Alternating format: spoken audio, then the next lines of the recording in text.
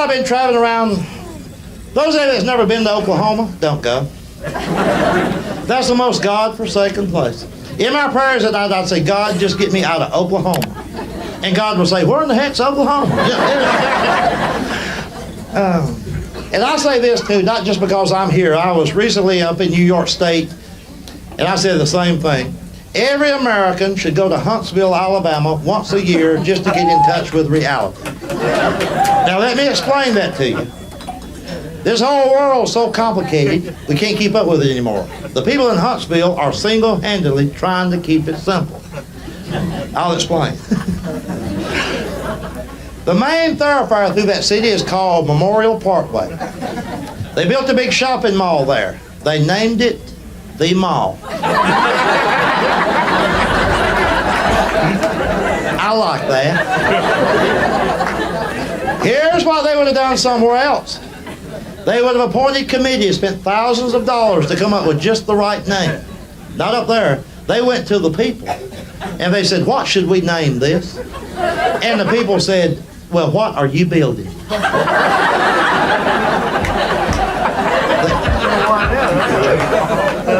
They said, we're building a mall. And the people of Huntsville said, well, I got a suggestion for you.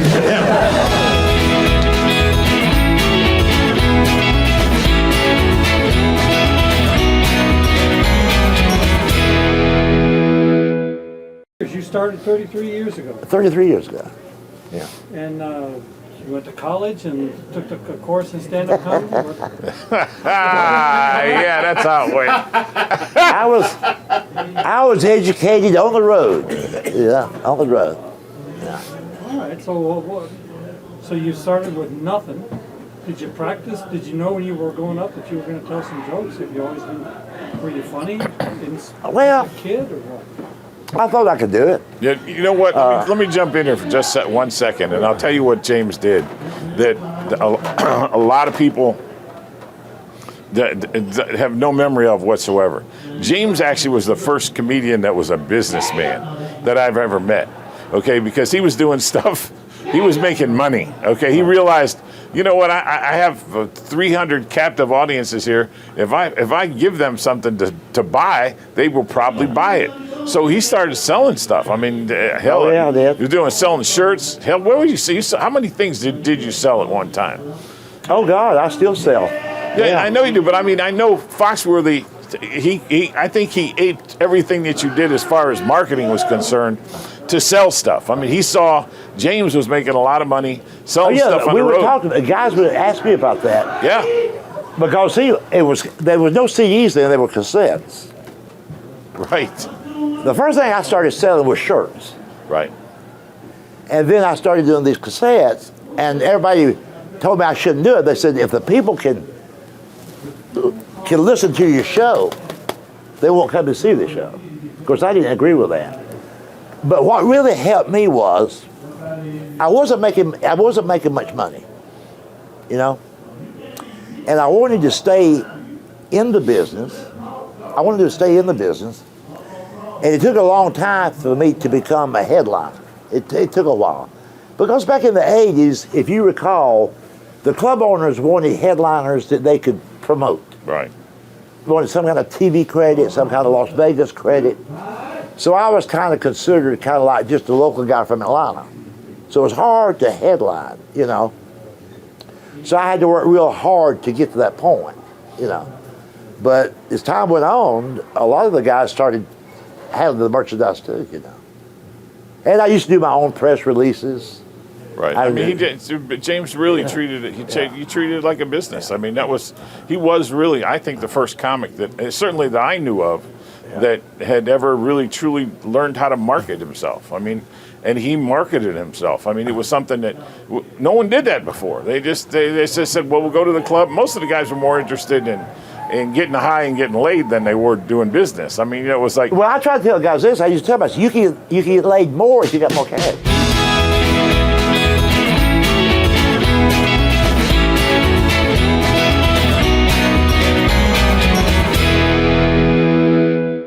Is it just me, or does it seem like tornadoes in the news more than they used to be. I mean, every week there's a tornado somewhere. Of course, I'm from tornado country. I live in Georgia. And I know there's a lot of heartache, there's a lot of tragedy. We hate to see it on the news. But I got this theory I've come up with after a lifetime of watching news coverage or tornadoes. I believe there's a conspiracy to make those of us who live in tornado country to look ignorant on TV.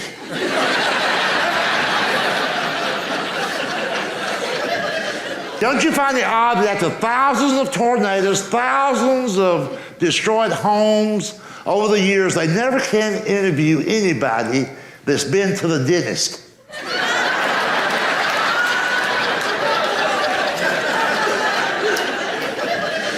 You have never seen on the evening news a tornado victim from a trailer park in a three-piece suit, a monogrammed shirt, going, yes, this was rather devastating. A tree fell on the Lexus, and there's quite a bit of rubble in our hot tub. I believe with all my heart that when a tornado hits, the news director at the local TV station, he tells his reporter, get out to the trailer park and interview a dumbass.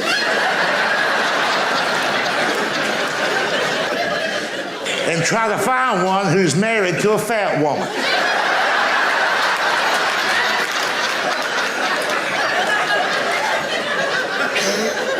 And listen, have you noticed that everything's destroyed except for the produce sign?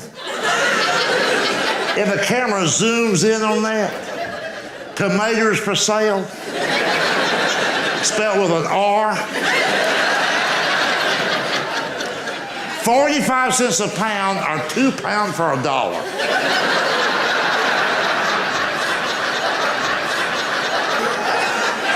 Now the whole world knows we can't spell, and hell, we can't add either. And here's the couple they interview.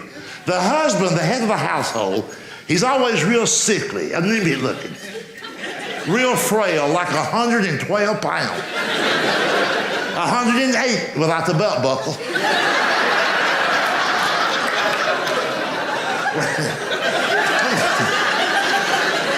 Wearing a John Deere cap. Got that out of layaway. He's got a tattoo on a wooden arm.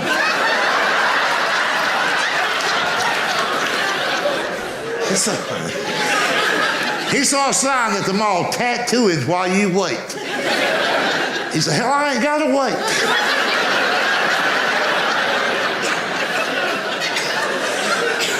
Got a tire gauge in his pocket. That's in case the trailer don't seem level.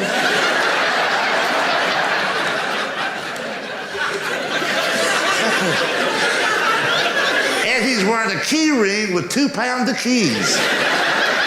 What the hell is that all about? There's only 3 doors in this man's life. Truck, trailer, and tool shed. Now there stands next to his wife. His wife, God bless her, weighs 400. That's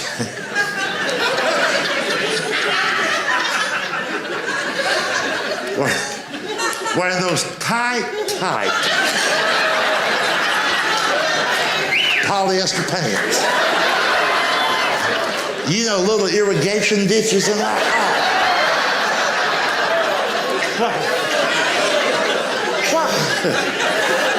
Why do they wear that? Don't they know how that looks? I know they're fat, but hell, they're not blind.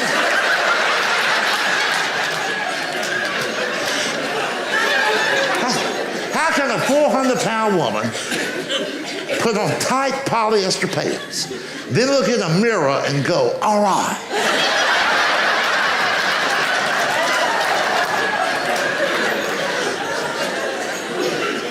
And she's always wearing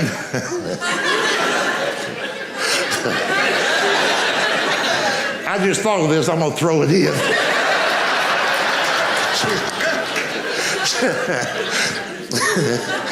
She's always wearing flip-flops.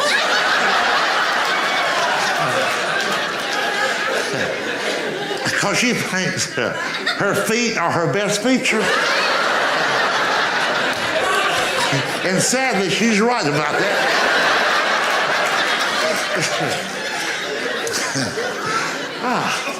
And she's always wearing a beeper. Let me tell you all about fat people and beepers. They should wear the old kind of beeper, the one that made a noise. They got these modern high-tech ones now. They don't make a noise, they simply vibrate.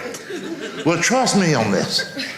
If you weigh 400 pounds, you're missing calls.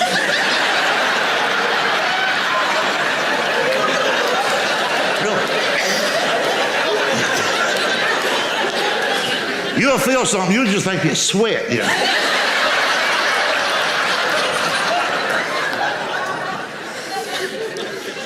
And what does the guy always say about the tornado? I thought it was a freight train.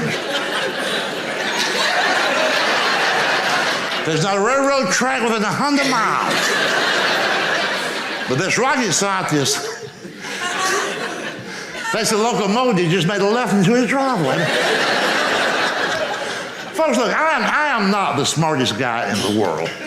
But I can tell you this, if I was sitting in my den at home and just thought that there's a train somewhere near my mailbox, my FedEx would be out of there.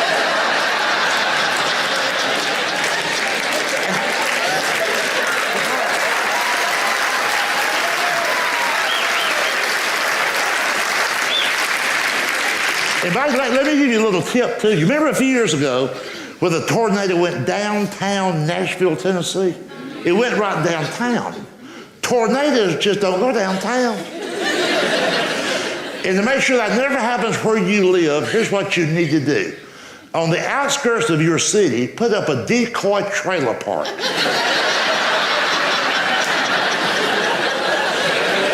That'll be like cheese in a trail.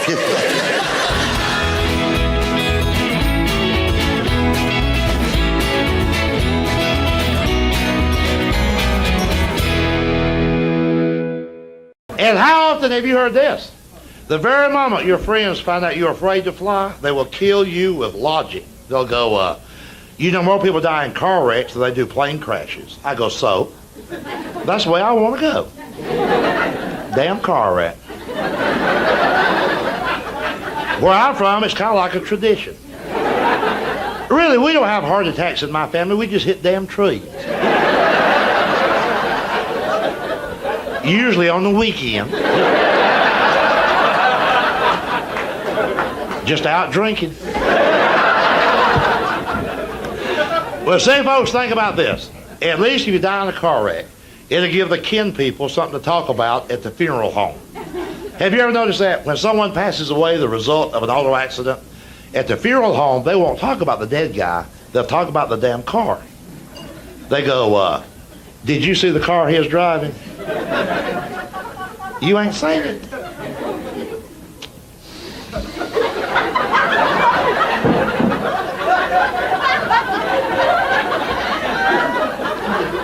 Why, it smashed all to hell.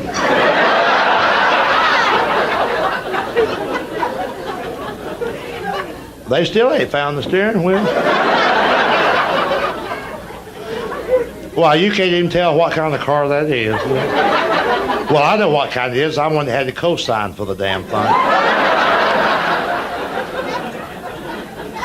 I mean, I know he's dead and gone. I ain't gonna stand out here and talk about him, but he never did have no credit.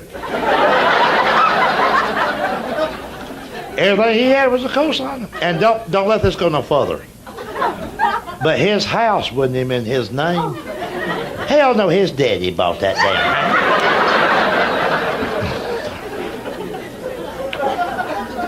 And besides that, folks, at least if you die in a car wreck, they can always retrieve the body.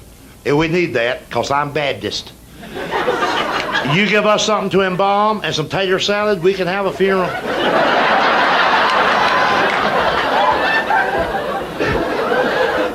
This ashes in an urn ain't for us. Oh, hell no, we're gonna throw dirt on somebody.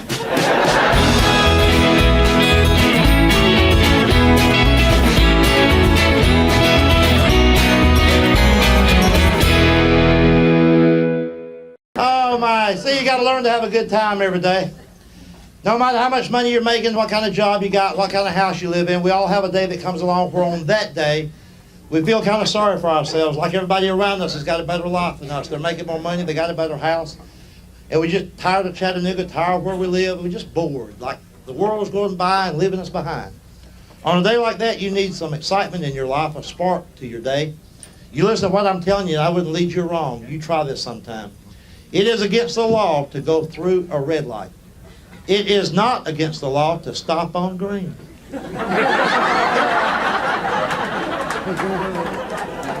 I do that every once in a while. Oh, it's chaos. See, they didn't think anybody would ever do it. There's no law on the books. The policeman's going to pull you over and he's going to say, hey, you stopped on green. And you can say, yeah, I know. Have a good day.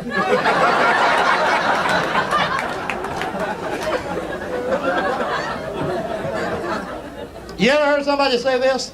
I'm out of work, I don't have any money, I can't go anywhere, but I still like to see other people have a good time. Liars, liars, liars. I'm going to be honest with you, if I'm miserable, I'm going to mess up somebody's life. Here's what you can do. If you're not working, all you're doing is watching television. So anytime, Monday through Friday, right at lunchtime, when McDonald's is the busiest, go through their drive-in window, order a bunch of stuff, then pretend your car won't start. Just sit there and block the window. Sometimes you'll have cars lined up a half mile, and every one of them's got to be back to work in 30 minutes, except you. And you ain't got diddly squat today. Just get out and sit on the hood. Wave at them. You can talk to them if you want to. You can say things like, how long y'all get for lunch?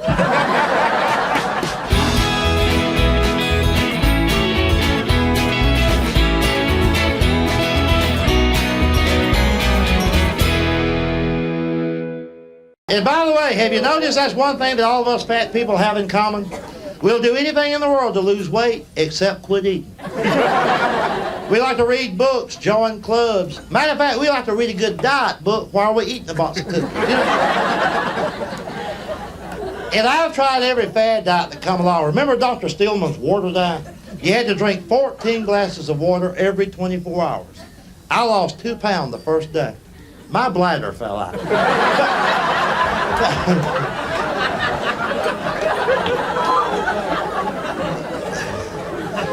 But I'll tell you what, I invented a diet. You fat people write this down, I don't mind. What you do before every meal, you drink a half a pint of Seagram 7.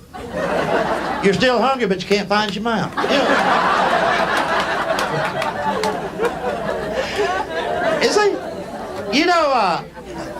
Fat people will eat anywhere. I hate it when they eat in bed. It's nighttime, you take a shower, you crawl between the sheets, and there's tater chips in there. But see, when it comes to being overweight, we all become hypocrites. In other words, it's all right to be fat, but it's not so all right to date a fat person. That makes us hypocrites. And I know, I used to date a fat woman. Oh, Lord. Just so you'll know what I'm talking about. The moment you saw this woman, you just assumed that somebody in her family owned a flatbed truck.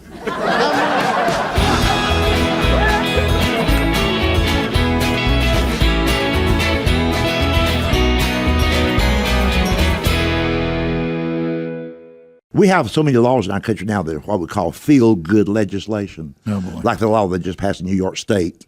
I think it takes effect in January, where by law now, McDonald's is required by law to put a piece of fruit or a vegetable in the Happy Meal.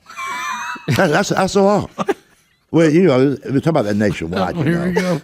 Well, really, We're it's by law. That's because you have all these. We have a generation of people now that don't know really how to be parents. Right. Like if they want some people want the McDonald's to quit advertising the Happy Meal so much. And here's what I've said: when I have the privilege. Secretariat is off and running. Well, no, I just saying when I have the privilege, Right. to speak to or entertain any of these brain dead soccer moms. Right. Here's what I'll tell them. The fast food industry didn't start yesterday. Right. It was started in the 1930s by the White Castle and the Crystal Corporation, and then followed a few years later in the early 50s with McDonald's and so on. So fast food's always been around. When we were growing up, and most people who listen to us now, when we were growing up, me and my little brother, we saw a zillion things advertised on television we wanted. Now listen up, soccer moms. Oh boy, he's getting. Here's what my mama said to us. No. Right. Sometimes she would spell it out. I said no, N-O. Could you see your mama or your daddy saying, every time my little boy sees that commercial, he wants one of them, I'm going to write my congressman.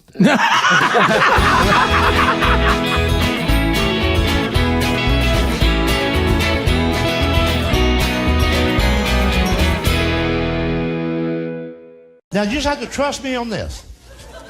All this happened beginning in 1983, and let me explain that to you. And you go to the library at the archives and look this up. In the summer of 1983, USA Today did a 2-part cover story on the shortage of fiber in the American diet. This is a true thing. And they concluded that if you and I didn't start eating fiber morning, noon, and night, we was all going to get colon cancer and be dead by next Thursday. And like the blind sheep we have become, we just followed that hook, line, and sinker. And we all got scared to death to eat normal anymore. We had to have that fiber. Everything had to be all natural. Fiber, fiber, fiber. Had to have it. That's why we can't get anything done in this country no more. We're all day.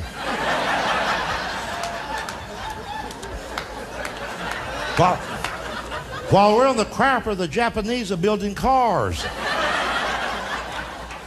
In Japan, they just shit once a week. That's where they got that word bonsai. And we got scared of the food. Here's how scared we got. Started that whining about the law, whine about the law, whine.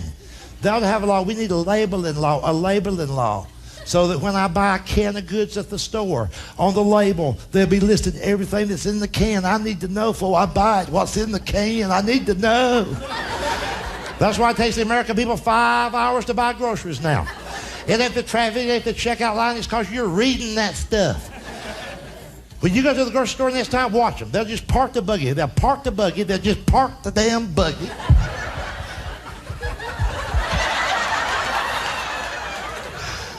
Speaking of fiber.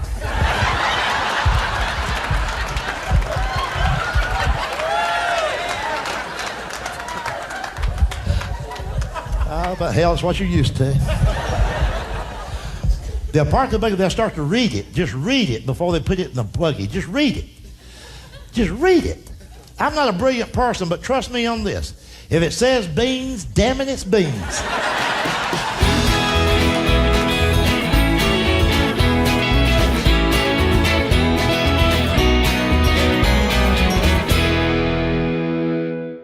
You know, people should laugh every day. It's good for you. The problem is you can't go out and see a comedian every night of the week. You people have got to learn to amuse yourselves. And I'm going to give you a couple of tips. Like, for instance, the next time you're the lead car in a funeral procession, make a wrong turn. Oh, what the heck? Lead everybody through a car wash. Hot wax for the bereaved. They like that, you know. And my favorite thing, you can do this anytime. The next time you're in the supermarket, put things in other people's buggy when they're not looking. And then get behind them in the checkout line. I swear, you'll see them, baby, just like this, like.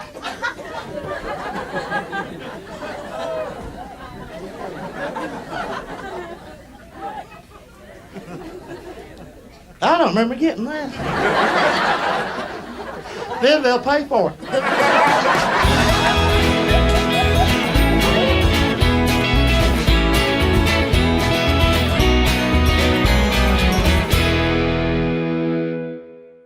Remember years ago when it was a custom to bring the deceased one into the home for a couple of days before the burial? Remember this? And all the friends and neighbors and all the kin people, they would come over there, they'd bring food with them. Damn. When I was growing up, me and my little brother used to hope somebody would die so we could eat. Like, I smell chicken. Somebody must be dead. And you remember this? We always put the casket by the living room window. It had to be by the window. Just like this guy was a friggin' Christmas tree. They'll move that couch, roll rubber right over there, you know. And I remember this like it was yesterday. Everybody that come in would spend 1 minute at the casket and 3 days in the kitchen. And they would talk about the food and who brought what. And it would go just like this. Somebody would go, well, I see Elizabeth brought that damn macaroni salad. I knew she'd do this. If it had been somebody on her side of the family, she'd have brought some kind of meat.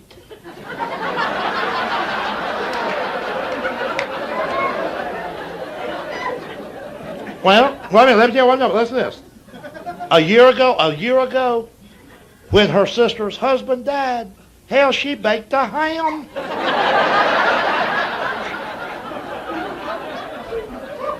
Well, she says she baked it, but it had those pineapple rings and those cherries stuck on it with a toothpick.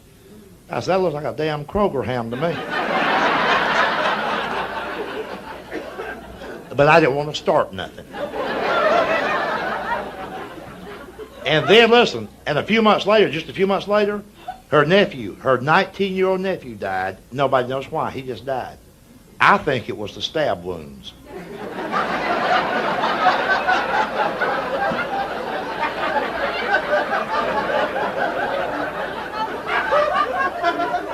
Well, when he died,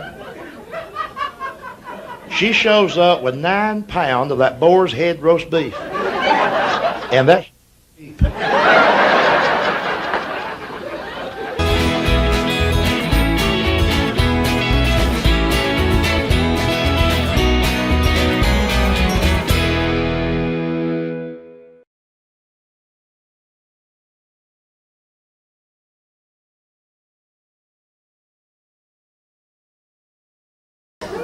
Now, in case you all haven't noticed this so far, I'll point it out to you. I don't do any sexual or political humor, and I'll tell you why. I keep getting the two confused.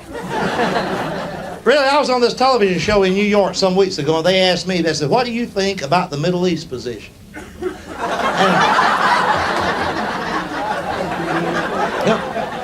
Don't be getting ahead of me on these. I said, well, heck, I enjoyed it. But it hurt my wife's back.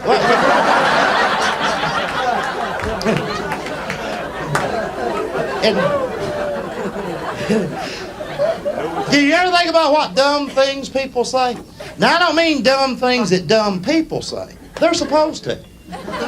Really, it's kind of like their job. I'm talking about the dumb things that intelligent, cultured, sophisticated people, like me and you. Y'all sitting there saying, us maybe. You know this television show, Knight Rider? The next time you're watching that show and there's other people in the room, somebody in the room, usually a college graduate, somebody will say, I'll bet you that's somebody else doing that voice.